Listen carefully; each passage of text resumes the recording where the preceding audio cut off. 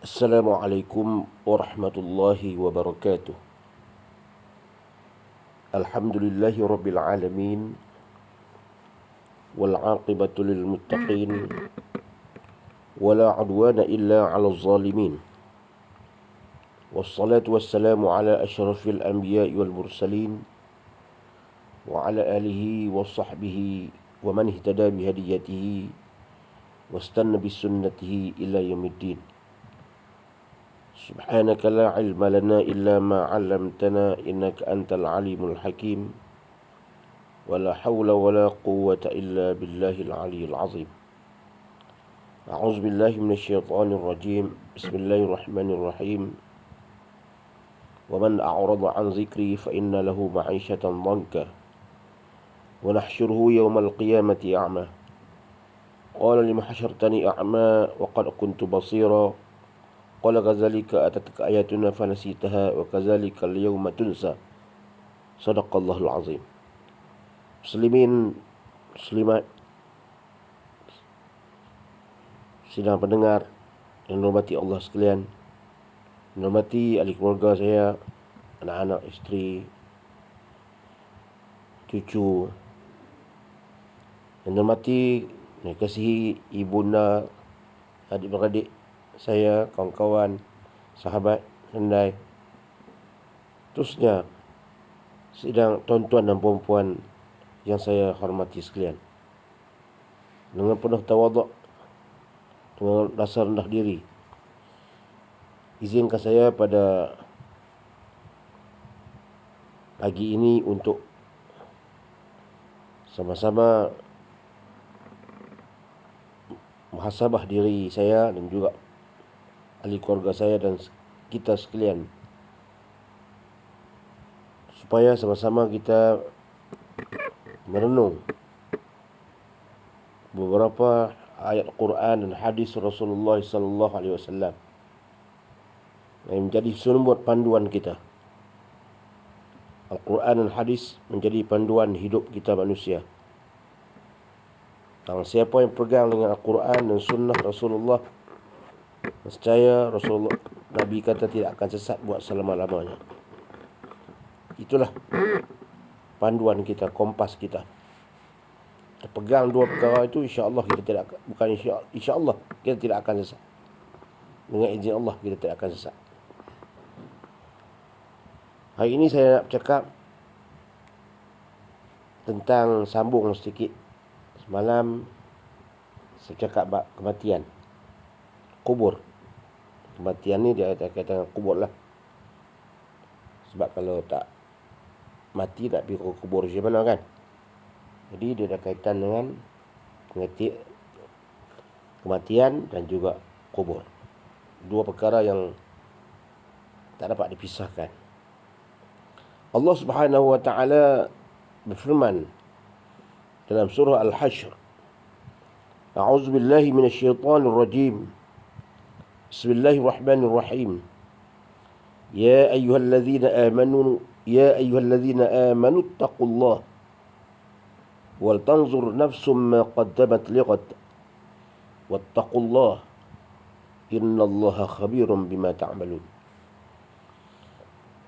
Wahai orang-orang yang beriman, bertakwalah kamu kepada Allah dengan mengerjakan suruhannya dan meninggalkan larangannya.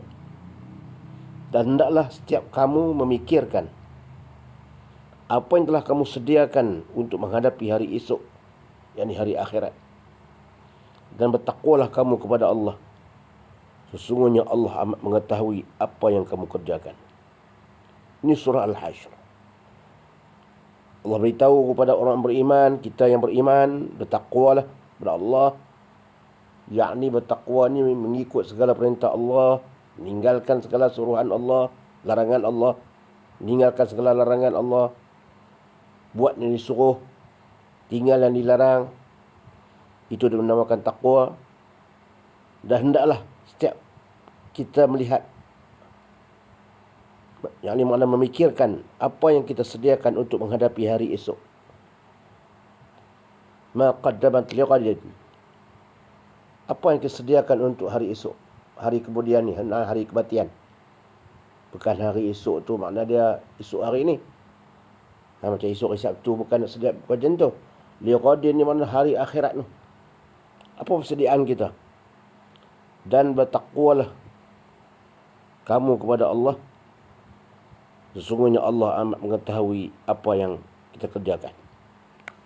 Muslimin muslimat yang dihormati Allah sekalian. Allah berfirman lagi dalam surah Al-Imran.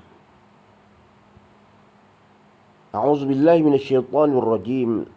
Bismillahirrahmanirrahim. Kullu nafsin za'iqatul maut. Wa innama tuwaffawna ujurakum yawmal qiyamah. Faman zuhziha 'anil nar wa udkhilal jannah faqad faz. Wa mal hayatud dunya illa mata'ul ghurur.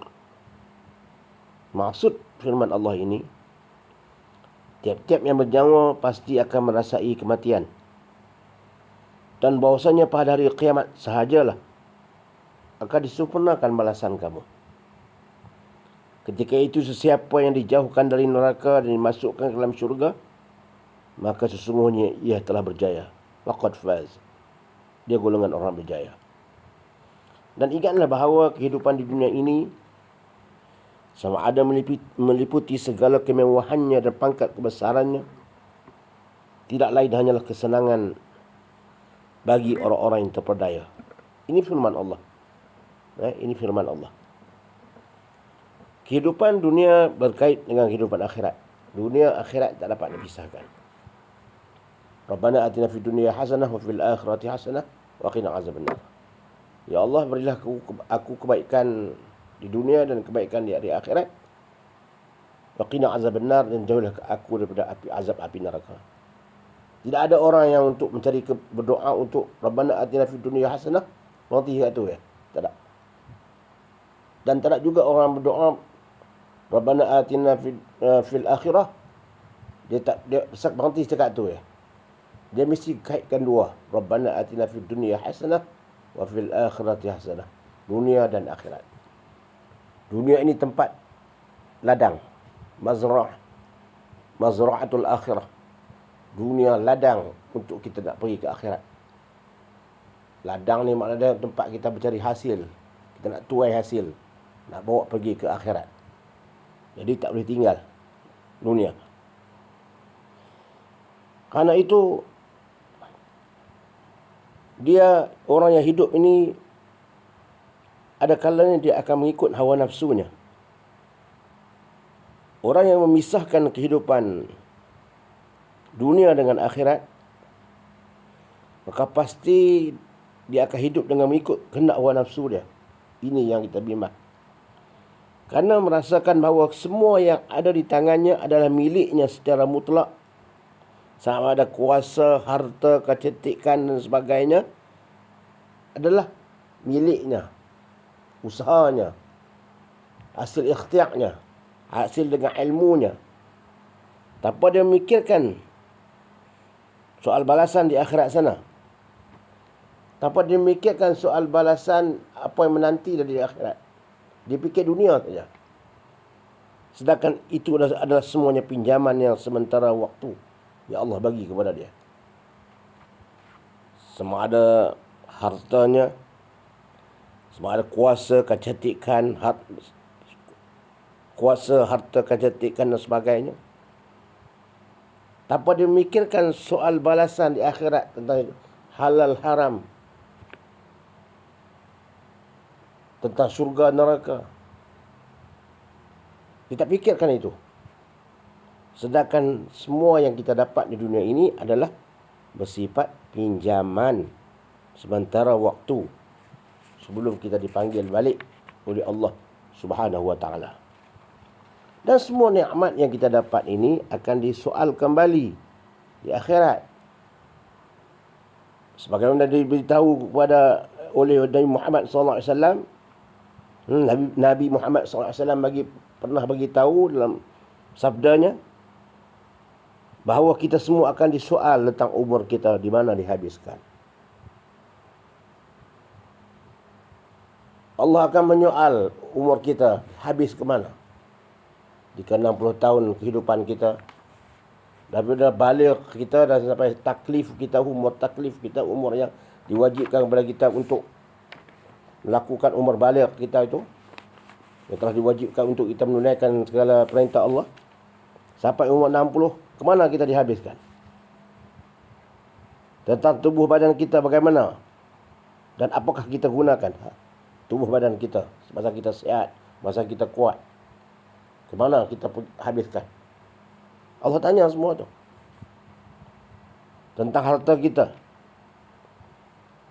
dari mana kita perolehi, kita dapat dari mana, dan ke mana pula kita belanjakan. Harta ni dia ada dua soalan. Satu, dari mana kita dapat, sumber mana kita dapat, dan ke mana kita belanjakan. Adakah, dan kemudian kita ditanya tentang ilmu kita. Adakah kita telah beramal dengan ilmu yang kita pelajari, atau sebaliknya.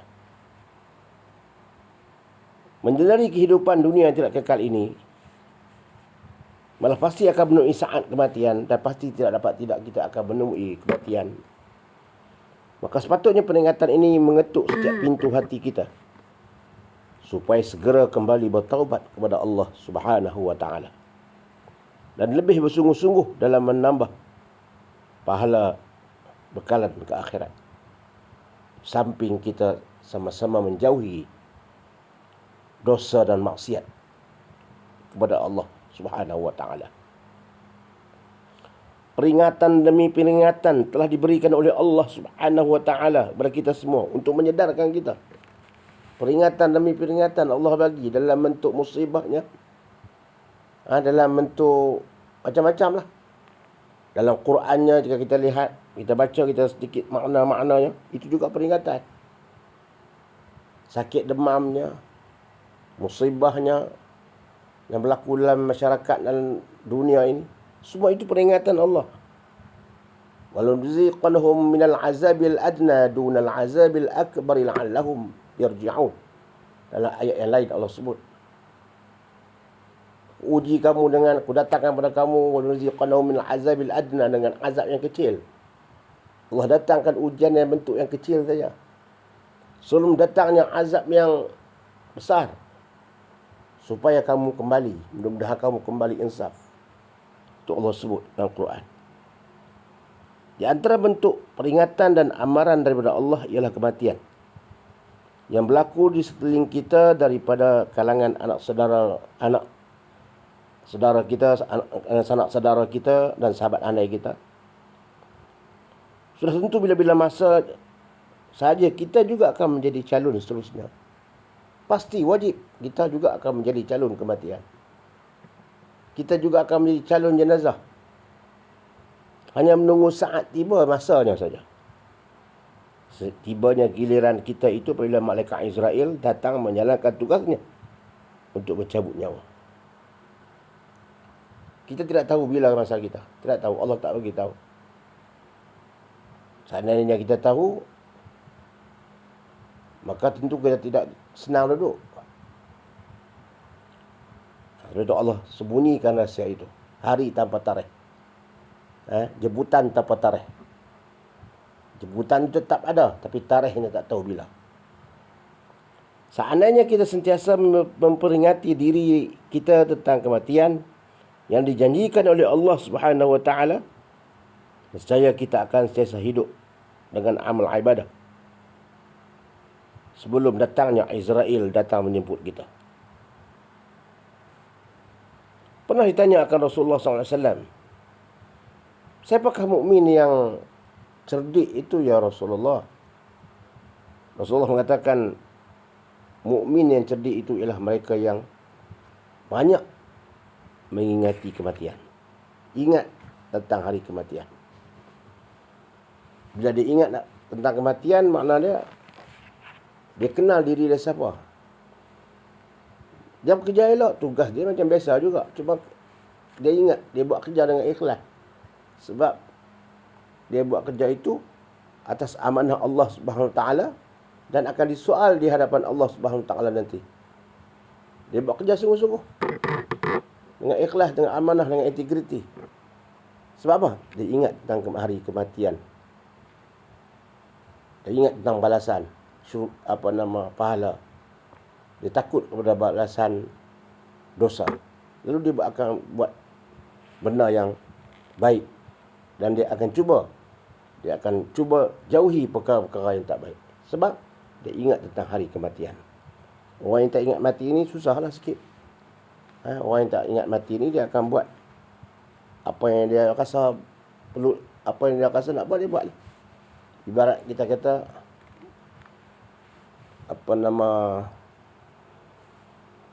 membujur lalu melentang patah. Apa saja dia boleh buat. Orang tu yang dia tak ingat kematian. Dia pergi tempat kematian, dia ingat juga. Dia ingat saat. Tapi balik habis dia lupa gitu. Dia pergi tempat orang mati ziarah, dia ingat. Atau dia berasa fikir juga. Takut juga dia pun. Tapi lama-lama dia hilang perasaan tu. Ini yang kita tak mahu. Antara punca manusia mudah dilalaikan oleh kehidupan dunia ialah panjang angan-angan. Dia panjang angan-angan. Sehingga dia merasakan bahawa dia hidup lama lagi di dunia ini. Dia rasa dia hidup lama lagi di dunia ini. Maka dia tidak berebut-rebut untuk mengamalkan amal kebajikan. Dan tidak bersegera untuk kembali bertaubat kepada Allah Subhanahu wa taala. Ini kita tidak mahu. Panjang angan ni seolah-olah dia hidup ni panjang lagi. Padahal kematian ni dekat. Dekat. Yang paling dekat dengan kita adalah kematian. Tak tahu. Sebentar lagi pun kita boleh mati. Besok pun kita belum pasti kita boleh hidup. Semua ni adalah rahsia Allah Subhanahu wa taala. Berapa banyak kematian yang kita tak sangka. Berapa banyak kematian yang kita tak sangka. Kadang-kadang tak ada tanda pun. Sebab tak pergi hospital, tak ada penyakit apa. Tiba-tiba bangun pagi, mati dalam tidur. Mati dalam tidur. Minta maaf lah. Ayah saya tu mati dalam tidur. Malam tu saya masih telefon dia, cakap dengan dia. Saya memang elok lah. Cakap dengan dia, saya memang elok. Pagi tu bila mak saya kejutkan dia, waktu subuh, sebab ayah saya jadi imam di kampung, masjid kampung Alok Ibu itu. Kejutkan dia, tiba-tiba dilihat tak mak saya kejut-kejut, tak bergerak. Tapi badan tu masih panas. Masa panas tak bergerak. Lalu dipanggil adik-beradik saya yang lain tu, yang ada di rumah tu. Mai tengok, rupanya mati dah, tak ada lah. Mati dalam tidur.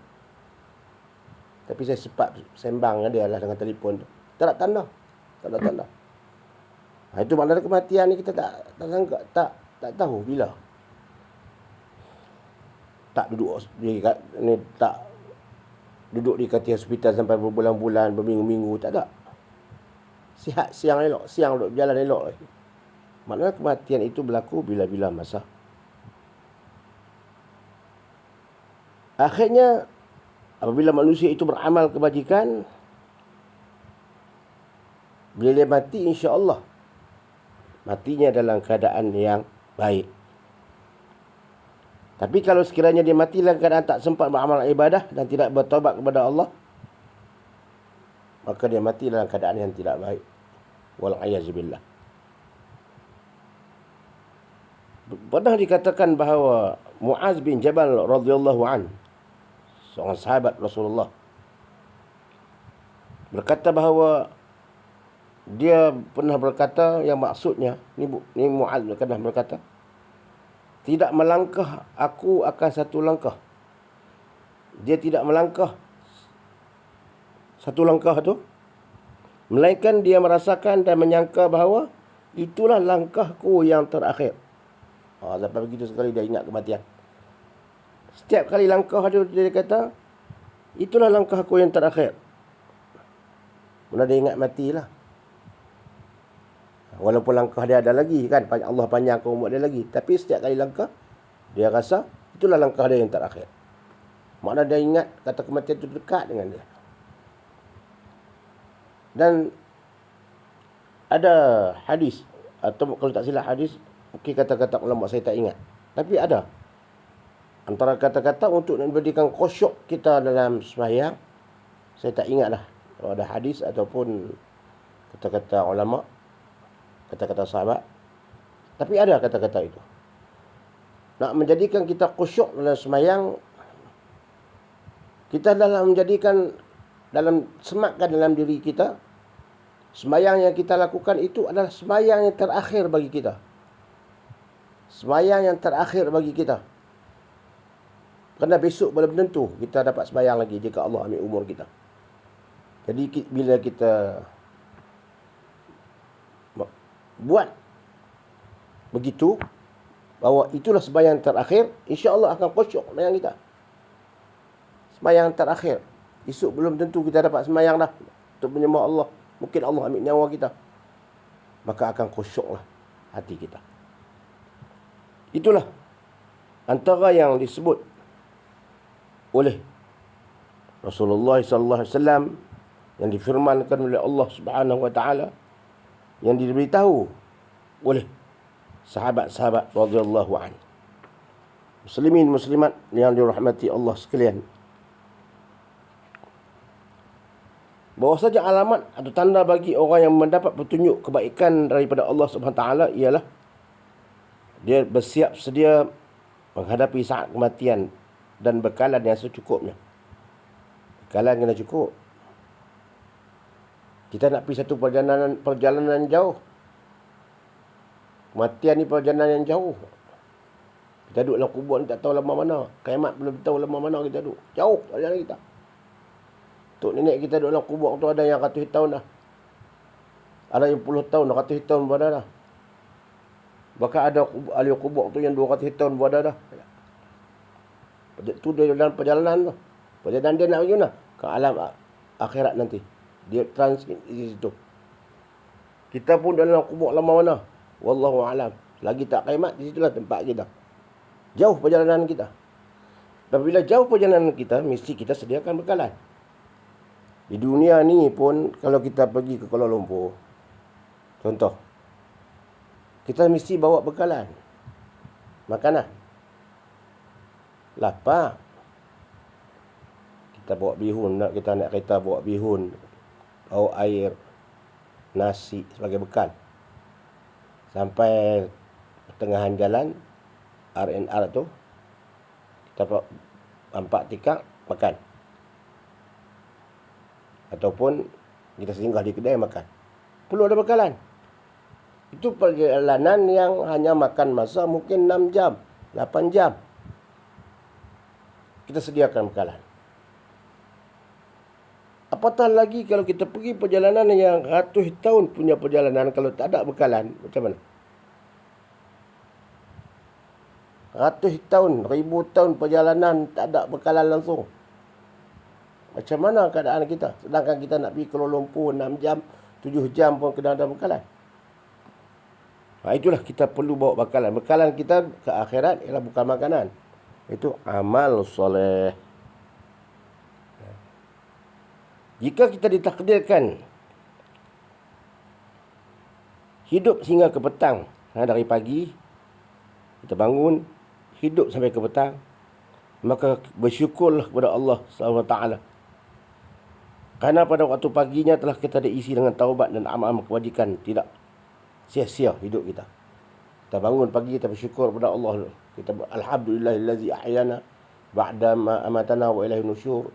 Dan kita niatlah hati kita nak buat kebaikan pada hari ini. Benar Allah hidupkan kita sampai ke petang. Allah, kita bersyukur kepada Allah. Hari ini kita niat kita untuk buat baik terhadap jaya. Kita pergi bekerja, apa pun kerja kita, sama ada kerja pegawai keselamatan, guru, keluar rumah kita niat kerja dengan ikhlas. Dari waktu pagi tu sampai ke petang kita balik, alhamdulillah. Kita rasa niat kita telah berjaya, kita tunaikan. Begitu juga amal malam. Apabila malam pula, sebelum tidur, dia niat. Dia tidur ini kerana Allah SWT. Besok dia akan bangun subuh. Dan dia akan pergi bekerja pula. Dia niat, gitulah hati dia. Ada tersematlah hati dia. Dia baca doa pula lagi. Maka, apabila dia berlaku kematian padanya pada malam itu, jika ditakdirkan ajalnya pada malam itu berlaku, maka matinya adalah dalam kebaikan. Sebab sebelum dia tidur, dia telah berdoa kepada Allah Subhanahu wa taala lah hatinya. Maka itulah antara yang perlu ada dalam diri kita. Amal soleh bukan payah membuat benda tu. Kadang kita yang payah buat, kan? Termasuk diri bercakap ini. Kita cuba ubah diri kita. Benar mudah, tapi kita tak ambil kesempatan. Apabila kita mati dalam keadaan kita bersedia, kita untung. Kadang kita telah bersedia dengan bekal yang secukupnya. Maka tambah-tambah lagi lah. Jika malam itu kita bangun dekat pagi, kita sembahyang sunat, sembahyang sunat tahajud, sembahyang sunat taubat, sembahyang sunat hajat, sembahyang sunat witir, dan terus tunggu sampai subuh, azan subuh. Kemudian kalau boleh kita baca Quran satu muka surat sekurang-kurangnya, lagi baiklah. Tapi yang pentingnya sembahyang subuh tu, yang wajib tu. Jangan sampai kita melakukan yang sunat sehingga kita meninggalkan yang wajib. Itu tak mau juga. Kita buat yang sunat tu malam, buat dari pukul 12 sampai dekat nak subuh, buat sunat. Sembahyang sunat, baca Quran sunat. Sampai dekat nak subuh terlena, letih kerana buat yang sunat. Tinggal yang wajib. Tak mau. Antara sunat dan wajib ni, yang wajib tu lebih besar. Yang sunat ni sebagai tambahan. Jika kita ada kekuatan untuk melakukan yang sunat, buat. Jika kita tidak ada kekuatan untuk melakukan yang sunat, jangan buat, rehat. Tunggu kita buat yang wajib. Buat sekadar yang kita mampu. La yukallifullahu nafsan illa wus'aha. Allah tidak memberati seseorang itu kecuali sekadar kemampuan dia. Sekadar kemampuan kita, Allah tak memberatkan kita. Tak membeban kita dengan satu perkara yang tak mampu kita buat. Tapi yang wajib tu kita kena buat lah. Sembahyang 5 waktu tu wajib kita kena buat. Muslimin, muslimat yang dihormati lagi dikasihi, dirahmati Allah Subhanahu wa ta'ala. Sebelum ini saya ada sebut tentang kematian dalam kubur. Tentang orang Islam bila mati, malaikat mengatakan marhaban. Marhaban bikum. Dia sambut kita dengan marhaban wa ahlan. Dipersilakan dengan segala hormatnya. Jika kita tu orang baik, orang yang soleh, orang yang penuh dengan amal kebajikan. Tetapi bagi orang yang derhaka kepada Allah, orang yang kufur kepada Allah, orang yang tidak mengikut segala perintah Allah, kubur mengatakan la marhaban wala ahlan. Tidak layak engkau disambut dan dipersilakan. Ketahuilah sebenarnya engkau kepadaku adalah sebenci-benci orang yang berjalan di atas belakangku. Amma in kunta la abghadha man yamshi ala zahri ilayya. Kau adalah orang yang sebenci-benci berjalan atas belakangku, kubur kata. Dan oleh itu apabila engkau sampai dalam perutku pada hari ini dan diserahkan urusanmu kepadaku hari ini oleh Allah, maka engkau akan melihat apa yang aku buat kepadamu. Fasatara sani'i bik. Kau akan melihat apa yang aku lakukan pada kamu. Qala sallallahu alaihi wasallam, Nabi berkata, فَلْيَلْتَئِمُ عَلَيْهِ حَتَّى يَلْتَلْقِيَ وَتَخْتَلِفَ أَضْلَعُهُ.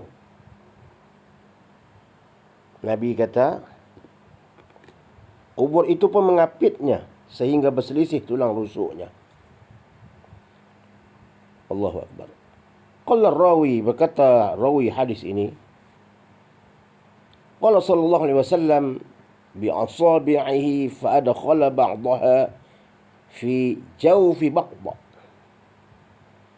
Kata rawi hadis ini, Nabi SAW sambil dia berkata begitu, dia memasukkan jari-jari tangannya di celah-celah jari sebelah lagi. Jari kanan dan jari kiri itu dia buat masuk. Dia selit. Macam kita selit tangan kiri dan kanan tu, celah-celah tu. Begitulah Nabi kata, tulang rusuk kamu akan diapit oleh kubur itu. Seperti ini. Diapit. Bumi akan mengapit tubuhnya sehingga berselisih tulang rusuk tu. Ini hadis Rasulullah SAW. Yang kita pernah dengar cerita daripada tuk-tuk kita, puas semua orang tak sembahyang akan diapit oleh kubur. Inilah hadisnya. Bukan kata mereka kata tu kata saya saja. Memang ada sebutlah hadis. Inilah hadisnya. Kemudian lagi, tinninan law anna wahidan minha nafaqa fil ard. Kemudian Nabi SAW mengatakan lagi, dan dilepaskan kepada orang yang durhaka itu, wa'ayazubillah, 70 ekor ulat besar.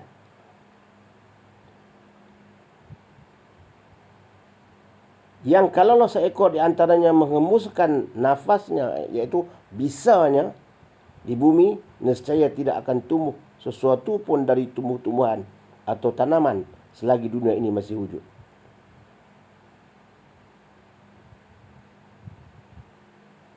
Lau anna wahidan minha nafaqa fil ard. Kalau seekor ular daripada 70 tu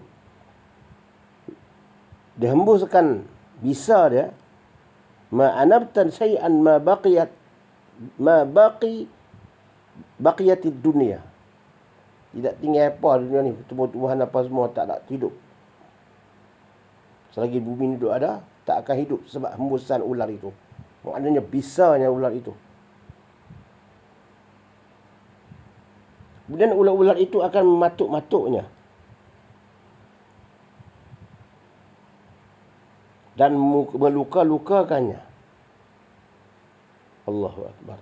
Sehingga ia dibawa untuk dihisap. Sehinggalah dia dibawa sampai hari penghisaban. Kemudian menerima balasan. Itulah kubur. Itulah yang kita sebutkan, kubur itu salah satu kebun syurga. Salah satu gaung daripada gaung api neraka. Bukan neraka lagi. Salah satu gaung bau. Bukan neraka lagi. Syurga tu bukan baru syurga lagi, baru taman baru. Bukan masuk syurga lagi, baru taman. Tu pun dah indah dah taman tu pun. Ini gaung pun dah teruk dah, tambah lagi nak masuk dalam neraka. Wa'ayazubillah. Nabi SAW bersabda lagi, innamal qabru rawdatum min riyadil jannah au hufratum min hufarin nar. Nabi kata lagi, sesungguhnya kubur itu adalah sebuah taman daripada taman-taman syurga atau sebuah gaung daripada gaung api neraka. Berkata Abu Hurairah radhiyallahu an, sahabat Nabi, riwayat hadis. Qala Rasulullah sallallahu alaihi wasallam, Nabi berkata, apabila iza qubira al-mayit, apabila si mati dikuburkan, datanglah kepadanya dua malaikat hitam legam, lagi biru mata dia. Salah satu di antaranya disebut Atahu malakani aswadani arzaqani. Yang hitam legam mata dia. Yuqalu li ahadihima al-munkar. Disebut dengan nama salah seorang tu munkar. Dan yang satu lagi, yuqalu li ahadin walil akhar, dan yang lain daripada munkar itu an-nakir. Iaitulah nakir. Munkar dan nakir. Itu tugas malaikat. Kita dari sekolah kita belajar dah 10 antara 10 malaikat yang wajib kita kenal. Malaikat ni banyak ribu, tak terhitung. Banyak. Tapi kita perlu kenal 10 malaikat dan tugas-tugas dia. Kita wajib tahu tugas malaikat 10 ni, kenal. Daripada Jibril sampai Mikail, Israfil, Azrail semua tu, dan tugas-tugas dia. Dalam kubur ni tugas dia adalah munkar dan nakir. Hitam legam kata Rasulullah, aswad garang.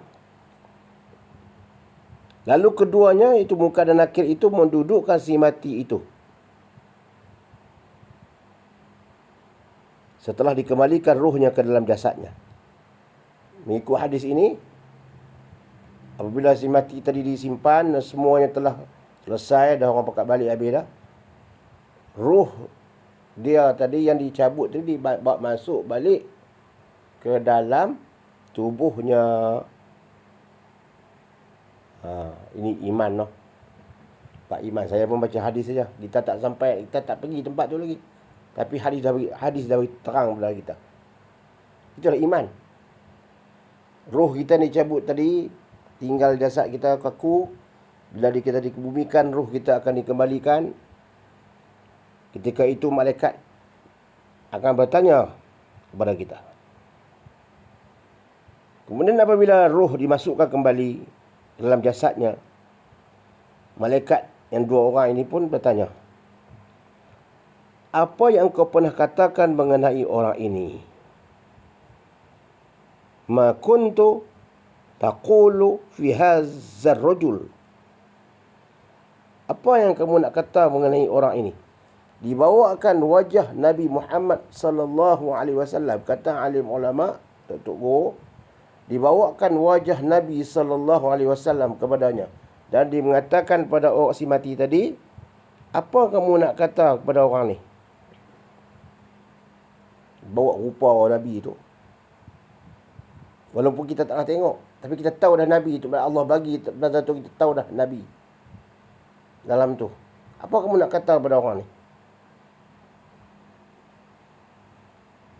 Dan pada satu riwayat oleh Abu Daud, mereka bertanya kepadanya, apa yang kau pernah sembah? Ma kunta ta'bud. Apa yang pernah kau sembah? Dia nak jawab. Sebab nak jawab ni bukan mulut. Al-yawma nakhtimu ala afwahihim wa tukallimuna aydihim wa tashhadu arjuluhum bima kanu yaksibun. Dalam Yasin mengatakan, pada hari itu aku peterikan mulut kamu. Peteri, welding. Dan bercakaplah, al-yawma nakhtimu ala afwahihim wa tukallimuna aydihim. Tangan bercakap, kaki bercakap. Tangan dan kaki menjadi saksi. Mulut ditutup. Kenapa? Mulut ini kadang-kadang pandai menipu, pandai berbohong, pandai berhelah. Maka Allah kuncikan mulut pada hari itu. Mereka bertanya kepada dia, apa kau pernah sembah? Maka kalau Allah memberi hidayah petunjuk kepadanya, kalau Allah beri hidayah kepada dia, dia seorang yang baik, Allah hidayah kepada dia, maka mereka akan menjawab, aku menyembah Allah, kuntu a'budullah, aku menyembah Allah. Kemudian dia ditanya lagi, si mati tadi akan ditanya lagi, apa yang engkau pernah katakan mengenai orang ini? yang dibawa wajah Nabi SAW, apa yang pernah kau kata kepada orang ini? Bila disebut nama Muhammad di dunia dulu, apa pernah kau kata kepada dia? Apa pernah kau sebut tentang dia? Dan pada satu riwayat yang lain, Abu Daud juga mengatakan, mereka menyoal berkata, siapakah Tuhanmu? Maka dia menjawab, Tuhanku ialah Allah. Mereka bertanya lagi, apa agama kamu? Man rabbuka, siapa Tuhanmu? Allahu Rabbi, dia jawab. Fayaqulani lahu ma dinuk, apa agama kamu? Lalu mereka jawab, diniyal Islam.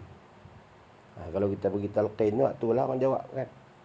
Apa nama itulah yang dibaca oleh orang yang baca talqin tu, imam kah siapakah, itu yang dibaca tu. Soalan tu kita tahu dah. Tapi nak jawab ni bukan mulut, amalan. Fayaqulani lahu ma hadzal rajul allazi bu'isa fikum. Tak lepas juga soalan ni. Dia tanya lagi.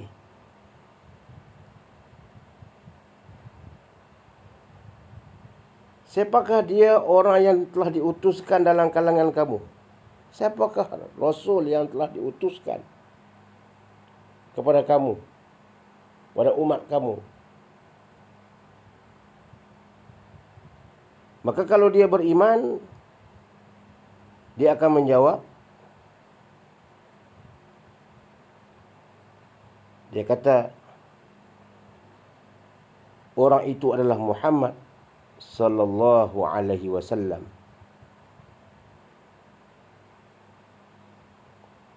Fa in kana mu'minan faqala huwa Abdullahi wa rasuluh. Orang ini adalah Rasulullah sallallahu alaihi wasallam. Asyhadu an la ilaha illallah wa asyhadu anna Muhammadan abduhu wa rasuluh. Dia jawab, orang ini adalah Muhammad sallallahu alaihi wasallam.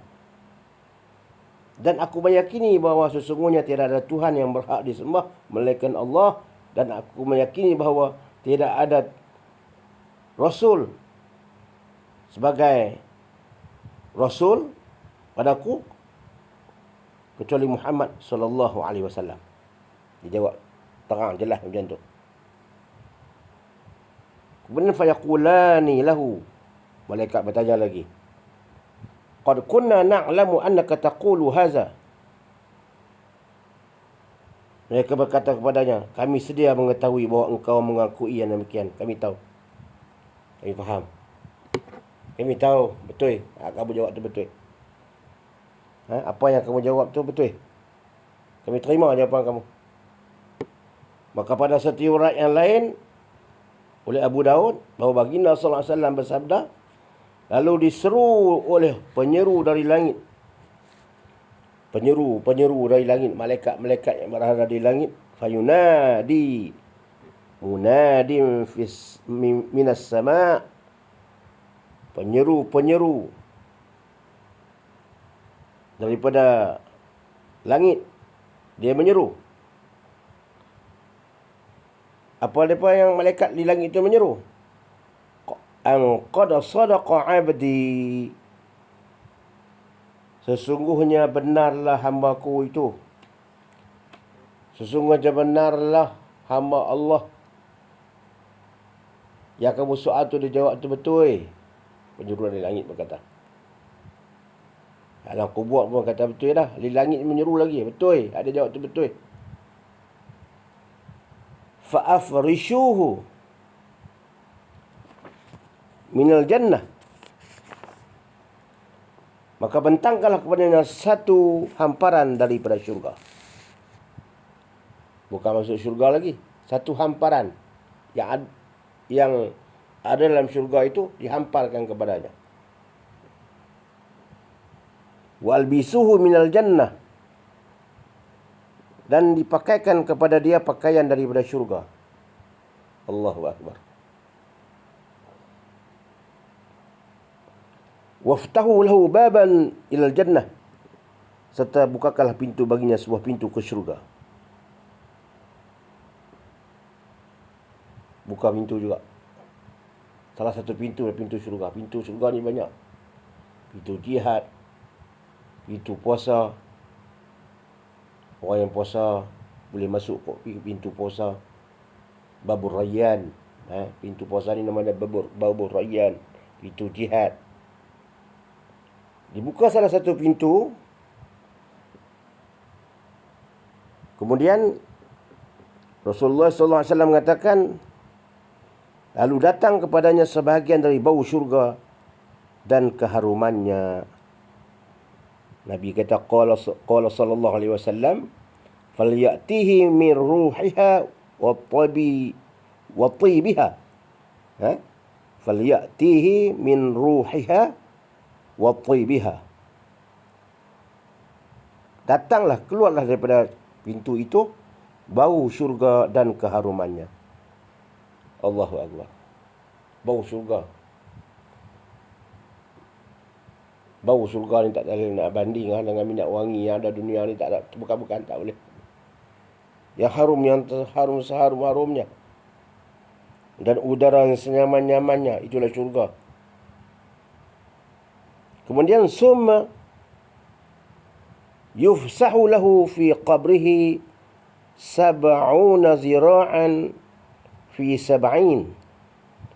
Kemudian dilapangkan kuburnya seluas 70 hasta persegi. 70 hasta dilapangkan kubur dia. Luas. Summa yunawwaru lahu fi. Dan diberikan cahaya yang menerangi kuburnya. Diberi cahaya menerangi kuburnya. Ini hadis. Thumma yunawwaru lahu fi. Cahaya. Kubur tu gelap kan? Gelap. Allah bagi cahaya. Bukan cahaya lampu ni tak. Wallahu a'lam. Tak boleh kita berkait dengan akal. Tapi Allah bagi cahaya. Cerahlah kubur dia tu. Sebab itu dulu-dulu orang mati ni kalau di kampung ni lah, biasanya orang dulu ni kalau kampung ni, kalau dia mati, kalau boleh dia seronok dia simpan di sebelah kubur orang alim. Dia nak kalau boleh, kalau dia mati dia nak dikumikan sebelah kubur orang alim. Kenapa? Nak ambil apa nama kita kata orang alim tadi adalah keberkatan dia. Jadi mana pokoknya dapat tampias. Itu fahaman orang dululah. Keberkatan. Tapi bagi kita, kalau duduk tepi kubur orang alim pun, tapi kalau dia melakukan kejahatan, tak ada juga. Bila mati ni habis dah. Dia. Amalan kita, kita tak boleh ambil amalan dia main kat kita.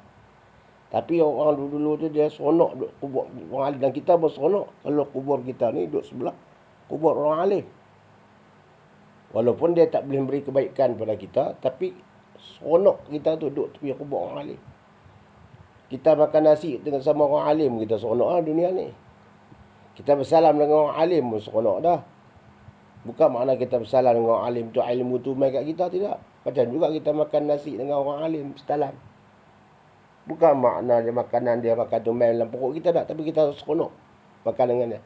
Begitulah dulu kalau orang boleh duduk makan, duduk sekali di sebelah kubur orang alim, disimpan sebelah kubur orang alim. Seronok. Dulu kadang-kadang orang dulu pesan kalau aku mati dia, simpan aku sebelah kubur ni, tutup guru ni. Dia pesan sampai tak tu.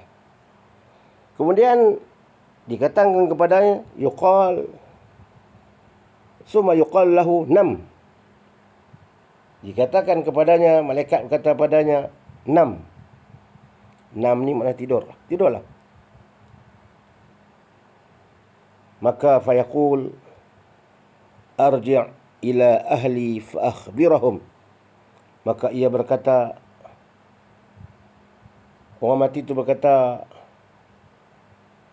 boleh ke aku balik kat keluarga aku, supaya dapat aku ceritakan kebaikan halku ni, yang aku dapat kebaikan dalam kubur ni, betapa seronoknya, betapa nikmatnya. Aku nak balik, nak cerita Ustaz. Kat ahli keluarga aku, kat adik-beradik aku, kat ayah aku, kat mak aku, kat kawan-kawan aku. Boleh tak aku balik Ustaz? Arji' ila ahli fa akhbirhum. Yani bi anna hali tayyib. Yani bercerita tentang kebaikan yang aku dapat. Dua malaikat munkar dan nakir ni berkata, fayaqulani, dua malaikat itu berkata, tidurlah kamu. Tak usah duduk balik lah, tidurlah. Seperti tidurnya pengantin yang tidak dibangkitkan dari tidurnya, melainkan sekasih-kasih ahlinya. 6. Kanaumatil arus alladhi la yuqidhuhu illa ahabbu il ahlihi ilaihi hatta yab'asahu Allah min mudja'ihi zalik. Tidurlah kamu seperti tidur pengantin. Terus ada fikir mana ni? Tidur. Kamu tidur macam mana orang pengantin tidur? Orang pengantin baru tidur. Sonok kan? Demikianlah halnya sehingga dibangkitkan Allah dari tempat baringannya. Dia tidur tu dengan keadaan nikmat. Sehinggalah dibangkitkan dari tempat baringnya itu. Daripada pada hari kebangkitan nanti. Wanufiqu fi surur, apabila ditiupkan sangkakala, bangunlah mereka. Sehingga mengatakan, siapakah yang bangunkan kami daripada tempat tidur kami ini. Betapa begitu sekali. Nikmat tidur ya Allah bagikan rehat mereka itu dalam kubur. Tidur seperti tidur pengantin. Dengan nikmat-nikmat yang ada. Banyak macam-macam lagi nikmat lah yang Allah dapat, yang Allah bagi kepada mereka. Wa in kana munafiqan faqala ya'ni fil jawab, dan jika si mati itu seorang munafik, ia menjawab pertanyaan malaikat itu dengan katanya, bila orang munafik, bila diberitahu soalan siapa Tuhan kamu, siapa lelaki ini, dibawakan wajah Nabi Muhammad, dia jawab juga. Dia jawab. Tapi dia kata, aku dengar orang berkata demikian. Aku pun turut kata sama. Dia dengar orang kata, dia ikut kata orang. Bukan dengan ilmu dia. Dia ikut orang. Jadi orang lepak turut. Dia bukan jawab dengan keyakinan. Tapi aku tak tahu betul ke tak. Tak tahulah aku kata tu, cuma aku ikut cakap orang. Lalu dua malaikat itu berkata, memang kami tahu engkau berkata demikian. Kami tahu dah. Perangai kamu ni. Kami tahu dah jawapan kamu memang begitu. Dan menurut satu riwayat dari Abu Daud, wa fi riwayatin li Abi Daud, fayunadi munadin minas sama' an qad kadzaba 'abdi. Berkata Abu Daud, lalu diseru oleh penyeru dari langit dengan katanya, sesungguhnya orang itu berdusta. Maka bentangkanlah kepadanya satu hamparan daripada hamparan dalam neraka Allah. Ambil hampak tu, ada neraka tu hampak enggak dah.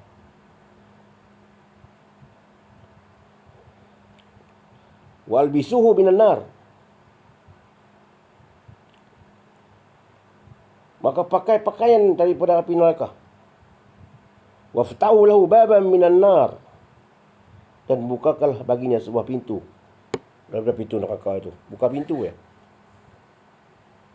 Maka bukalah sebuah pintu. Waftahu lahu baban minan nar. Ilan nar. Babun, pintu pintu kena daripada api neraka. Lalu Rasulullah sallallahu alaihi wasallam mengatakan, falyatihi min harriha wa samumiha. Lalu datang kepadanya sebahagian dari bahang api neraka itu. Keluar bahang api neraka, kepanasan api neraka, dan udara panasnya. Keluar kepanasan daripada api neraka, daripada neraka itu, keluar pintu tu. Kemudian diperintahkan bumi. Fayuqalu al-ard al-ta'imi alaih falyata'imu alaih fatakhtalifu adla'uhu fala yazalu fiha mu'azzaban hatta yab'athahu Allah min mudja'ihi zalik. Riwayat Bukhari wa Muslim wa Tirmizi wa Abu Dawud. Ramai riwayat hadis-hadis ini. Mana hadisnya sahih. Lalu datang kepadanya sebahagian dari bahan api neraka dan udara panasnya, kemudian diperintahkan bumi supaya mengapitnya. Apit badan ya, tubuh badan ya, sehingga berselisih tulang rusuknya. Lalu bumi mengapitnya sehingga berselisih tulang rusuknya, maka tinggallah ia dalam azab itu terus menerus ke masa bangkitnya dia dari kuburnya itu, sehingga sampai sampai hari kiamat. Apabila ditiup sangkakala bumi ini dikiamatkan, dia bangkit dari kubur, sampai situ dia diazab oleh Allah. Itu peringkat kubur. Belum lagi ke peringkat pada mahsyar dibicarakan lagi. Detail Allah bicara ni adil. Adil. Kalau orang kata audit ni, dia halus ya, kalau kata di dunia ni audit. Halus kerja dia, teliti dia kerja dia. Malaikat dia lebih teliti lagi, Allah lebih teliti lagi. Dengan jujurnya, dengan adilnya. Maka tuan-tuan dan puan-puan yang dihormati Allah sekalian, malaikat Allah ini, dia bekerja mengikut perintah Allah. Tak melanggar langsung sedikit pun perintah Allah. Dan Allah juga, dia melakukan sesuatu itu dengan penuh keadilan. Itu sifat Allah, adil. Maka sebelum kita dijemput oleh Allah Subhanahu Wa Taala, sementara nyawa kita masih ada, masa kita masih hidup bernapas ini, sama-samalah kita muhasabah diri kita, muhasabah ahli keluarga kita. Kita tidak mahu bila kita di rumah ini, kita duduk satu keluarga, di akhirat kita berpisah masing-masing. Seboleh-bolehnya di rumah kita duduk satu keluarga dengan anak-anak isteri, dengan mak, dengan ayah. Kita hendak juga di akhirat nanti kita nak duduk dalam satu keluarga dalam syurga. Kita tidak mahu berpisah. Ayah tempat lain, mak tempat lain, kita tempat lain. Tak tahulah tempat mana. Ayah kata di mana kita duduk, kita tak tahu siapa pun tak tahu. Tak nak siapa boleh mengatakan bahawa aku ni sudah ahli syurga. Tidak boleh. Tak nak siapa yang boleh buat begitu. Kecuali Nabi-Nabi SAW. Kecuali Nabi-Nabi yang Nabi pernah menyebut beberapa orang sahabat yang ahli syurga. Itu lain. Nabi. Tapi kita nak kata orang ni, dia ni ahli syurga, dia ni ahli neraka kerana dia jahat, dia ni ahli neraka. Tak boleh. Walaupun kita nampak dia jahat, tak boleh kita kata kepada dia, kamu ni ahli neraka. Tak boleh. Walaupun kita nampak dia baik, tak boleh kita kata kamu ni ahli syurga. Tak boleh. Nak menentukan syurga neraka Allah Subhanahu Wa Taala. Kadang-kadang ada manusia, dia awalnya dia melakukan kejahatan, akhir hidupnya baik. Akhir hidupnya penuh dengan kebaikan. Allah pandang akhir hayat kita itu, Allah amat pandang. Mati husnul khatimah atau su'ul khatimah. Mati baik atau tidak. Ada manusia setengah awal tu baik, bagus. Tapi akhir dia kecundang. Dia melakukan maksiat. Ada manusia yang awalnya, mudanya, mengikut hati muda. Tapi satu peringkat akhirnya, dia insaf, dia dapat hidayah. Dia melakukan kebaikan sampai mati. Dia melakukan kebaikan. Kita kalau lari pun, orang lari pun, awal lari kami laju. Nak dapat pingat emas. Sampai saat dekat nak sampai dah pingat emas ni, sampai garisan penamat ni, jatuh, terbah. Sikit lagi dah sampai ke garisan penamat. Tapi tak sampai, jatuh. Tak menang. Orang boleh potong kita. Tak dapat. Walaupun dekat dah sampai dah. Ada orang yang macam tu. Awal baik, akhir sekali kecundah.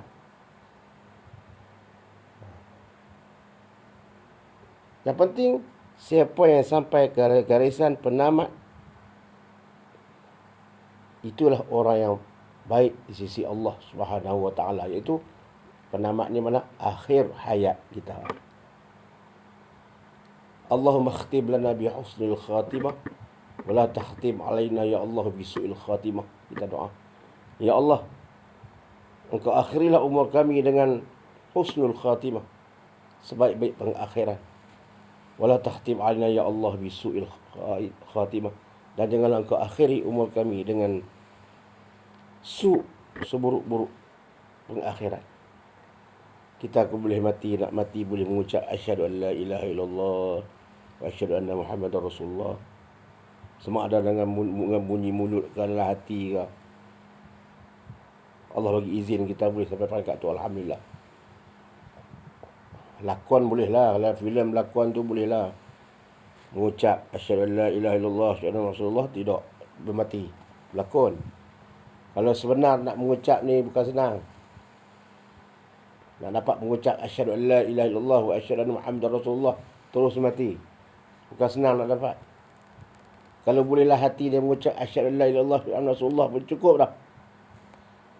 Itu pun kira kuat dah tu. Sebab tu bila orang yang nak mati ni, kita jangan ganggu dia sangat. Dia nak tenang. Jangan orang yang sampai akhir hidup orang yang nazak ni, jangan kita duduk pergi sembang tepi dia tu, sembang tak elok, biar dia tenang. Sebab fikiran dia masa tu, dia nak cari ketenangan. Dan pada masa itu dia dikatakan syaitan mengganggu dia, jiwa dia. Jadi kita nak bagi dia tenang. Sekali-sekala je kita pergi la ilaha illallah, kita ucap dengar dia, jangan lupa buat syahadah asyhadu an la ilaha illallah wa asyhadu anna Muhammadar Rasulullah. Lepas tu nanti 5 minit pula pergi pula, bagi dia tenang. Jangan bagi dia resah. Sebab orang yang nak habis umur ni, dia perlukan ketenangan. Bagi jiwa dia ingat kepada Allah. Mulut tak boleh pergi dah, tidak ada kekuatan mulut dah. Orang yang nak uzuk betul-betul lah. Kalau yang boleh bercakap apa lagi ni tak apalah. Ni yang uzuk ni, yang mata tutup, makan pun tak boleh dah. Kita jangan pergi tepi dia duk sembang benda-benda dunia lagi. Pergi tepi dia, ziarah dia, duk cakap, kita duk cakap bab bendang lagi lah, bab kerja apa semua lagi lah tepi dia. Sedangkan jiwa dia pada masa tu nak cari ketenangan. Tapi kita baca Quran tak apa, baca Yasin, doa tak apa, dia boleh dengar. Jangan kita bercakap satu yang boleh meresahkan jiwa dia. Sebab pada masa itu dia sedang hampir sampai kepada sakratul maut. Dia nak sampai kepada ajal dia. Beri dia ketenangan. 5 minit sekali sebut la ilaha illallah. Kalau tuk kita tuk, jangan lupa la ilaha illallah. Telinga dia nanti. Bila 5 minit pula pergi pula, supaya dia ingat, jangan lupa. Itulah antara yang dapat saya sampaikan. InsyaAllah kita sambung lagi pada lain kali. Jam pun dah sampai 1.47 pagi. Mudah-mudahanlah Allah Subhanahu wa taala memberi kebaikan kepada kita semua. Saya mohon maaf jika banyak kekurangan, dan memang banyak kekurangan yang ada pada saya, dengan kedaifan ilmu yang ada pada saya. Tapi saya cuba sampaikan sekadar yang mampu untuk menjadi panduan saya dan ahli keluarga saya. Mana yang baik itu datangnya daripada Allah Subhanahu wa taala, yang salah, yang silap itu adalah daripada kejahilan, kedaifan saya sendiri. Saya mohon beribu kemaafan. Maaf jika terkasar bahasa. Sekian, Assalamualaikum warahmatullahi wabarakatuh.